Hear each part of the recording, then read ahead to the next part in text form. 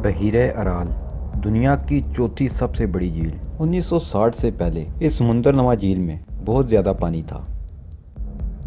Aral سمندر کے ساحلوں پر کبھی نہ صرف خوشحال انسانی آبادیاں آباد تھیں بلکہ صنعتی حوالے سے بھی یہ علاقہ مرکزی حیثیت کا حامل تھا۔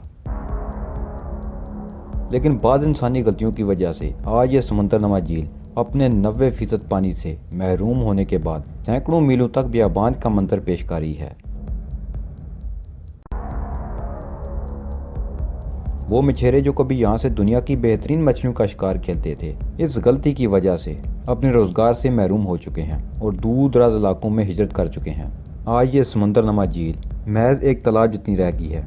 آج کی اس ویڈیو میں ہم آپ کو سمندر نما جھیل ارال کے بارے میں بتائیں گے، جو کہ دنیا کی چوتھی بڑی جھیل تھی، لیکن بعد ازاں 20ویں صدی کی چھٹی دہائی میں ایک انسانی اور سائنسی غلطی کی بدولت یہ جھیل سکڑنے لگی اور سمٹتے ہوئے ایک چھوٹی سی جھیل میں تبدیل ہو گئی۔ آپ دیکھ رہے ہیں ڈسکور ارتھ ٹی وی۔ بحیرہ ارال قازقستان کے جنوبی حصے اور ازبکستان کے مشرقی حصے میں تھی، جسے دریائے آمو اور دریائے سر سیراب کرتے تھے، اور اس کے 1 لیٹر پانی میں 10 گرام نمک موجود تھا۔ اس نمکین جھیل کو دنیا کے نقشے پر بحیرہ ارال کے نام سے جانا جاتا تھا۔ 1960 میں جب یہ علاقہ سوویت یونین کا حصہ ہوا کرتا تھا تو سوویت حکومت نے اس سمندر نما جھیل کے پانی کو اپنے صحرائی رقبہ کو سیراب کرنے کے لیے اور اسے قابل کاشت بنانے کے لیے استعمال کرنے کا فیصلہ کیا اور اس کا رخ ریگستان کی طرف کر دیا تاکہ اس پانی سے فائدہ اٹھایا جا سکے، جس کے بعد فصلوں میں تو خاطر خواہ اضافہ ہوا، لیکن اس کے ساتھ جھیل پر اور اس کے آس پاس کے ماحول پر بہت گہرے اثرات مرتب ہوئے، جس نے اس علاقہ کے لاکھوں لوگوں کی صحت اور معاشرتی زندگی کو بری طرح متاثر کیا۔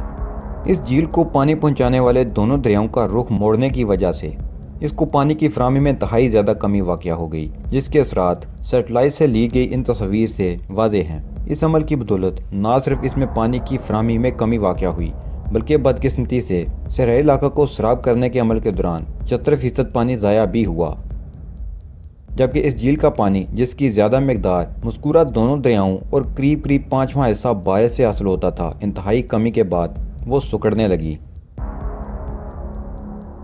اور جو پانی بچ گیا وہ اور بھی نمکین ہو گیا۔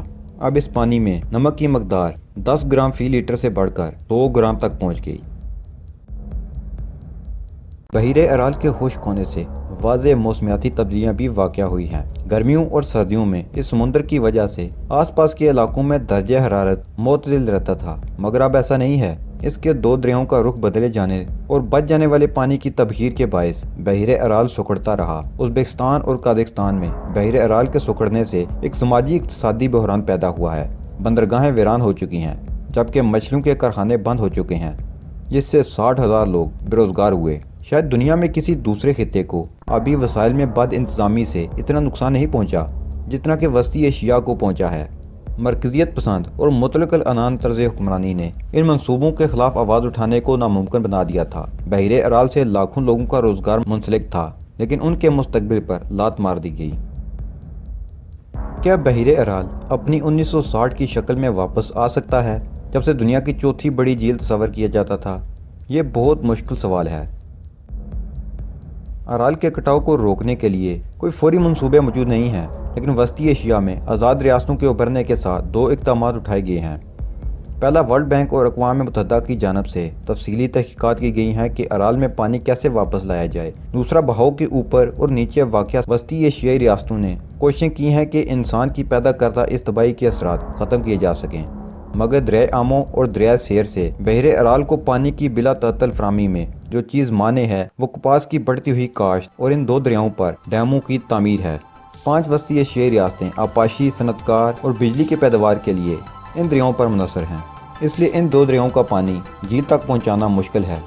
لیکن اگر اس جھیل کو بچانا ہے تو کم از کم 50% پانی بحیرہ ارال تک تو پہنچانا ہوگا، تاکہ یہ جزوی طور پر ہی صحیح مگر بحال ہو سکے۔